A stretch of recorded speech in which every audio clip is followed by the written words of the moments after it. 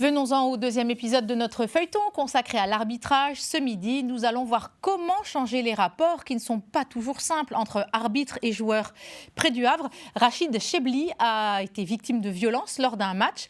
Une mésaventure qu'il raconte dans un livre, À mort l'arbitre, sorti en 2023. Aujourd'hui, il fait de la sensibilisation auprès des clubs. Quentin Bral et Didier Meunier. Ah, tu vois, tu changes d'angle tout le temps. Jusqu'à maintenant, je ne peux pas vous dire ce qui s'est passé. Le joueur, comme on dit aujourd'hui, il a pété les plombs. Il s'est avancé vers moi, j'ai mis un rouge parce qu'il a insulté mon collègue. Et il vient vers moi et il me frappe. Et donc, pour moi, c'était fini, quoi. Après avoir été agressé, l'idée d'abandonner le sifflet lui a traversé l'esprit de nombreuses fois. Mais le terrain lui aurait trop manqué. Alors Rachid Chebli, après une petite pause, a décidé de prendre le problème à la racine. Aujourd'hui, il va à la rencontre des clubs pour sensibiliser les joueurs et les staffs autour du rôle d'arbitre. Comment toi tu m'as pas épargné sur le terrain? Vrai ou faux? Tu m'as allumé ou pas? Bah, je t'ai allumé parce que tu le méritais. Vrai?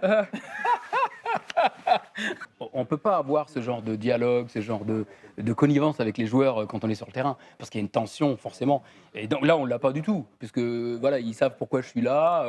Voilà, on est dans le clubhouse, on est là pour échanger surtout, et mieux se connaître. Ce soir-là, c'est l'équipe senior du Sporting Club d'Octeville-sur-Mer qui écoute d'une oreille attentive. Vous allez prendre la place, vous allez être arbitre, et on va voir un peu. Il y a faute, pas faute, quelle faute, est-ce que c'est un coup franc indirect, est-ce qu'il y a jaune, pas jaune, rouge, pourquoi pas. Tenez, combien de décisions est-ce qu'un arbitre prend? On entre dans le vif du sujet. Rapidement, les joueurs se prêtent au jeu et évoquent des expériences vécues tous les week-ends. Le but de l'arbitre, c'est qu'on le voit le moins possible. À partir du moment où un arbitre de touche déjà décide de faire le mur et de faire 15 pas et de nous dire c'est comme ça, il arrêtera de me faire chier. Je suis d'accord avec toi, c'est pas normal. Bah ouais, mais tous les dimanches, c'est pas normal. Non, c'est pas normal, je suis d'accord avec toi. Alors Rachid décide simplement d'inverser les rôles. Donc toi, tu viens de prendre un tampon. Ouais. Et évidemment, t'es pas content. Toi, t'es l'arbitre et tu gères la situation. Et c'est plus ou moins réaliste. Tu es où là? Allez, venez me voir. Venez me voir par ici. Ouais. Carton rouge.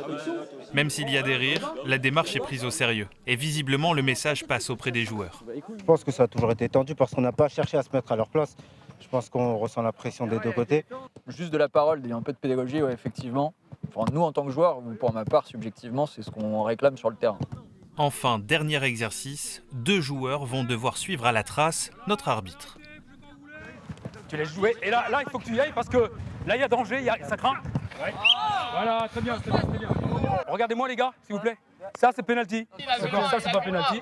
Et ça non plus. Ouais, c'est pas penalty. D'accord, allez, cool. Même si ça vient là. Ça marche. Mais ça, c'est penalty, je réfléchis même pas. Ils ont vu un arbitre. Il y a des choses avec lesquelles je suis pas d'accord, mais ils le disent. Et c'est très franc. Et c'est constructif en tout cas. D'avoir un arbitre en situation qui vient sentir un peu le jeu et à l'inverse des joueurs qui se mettent à arbitrer, je pense que ça change la chose. En tout cas, pour le coup, c'est plus facile de communiquer dans ces cas-là. Bon, en tout cas, merci. Il y aura d'autres occasions. Merci en tout cas. Et si la clé était là? Que les arbitres comme les clubs puissent se remettre en question, admettre leurs erreurs et communiquer. Ces ateliers sont un premier pas, même si le but semble encore bien loin.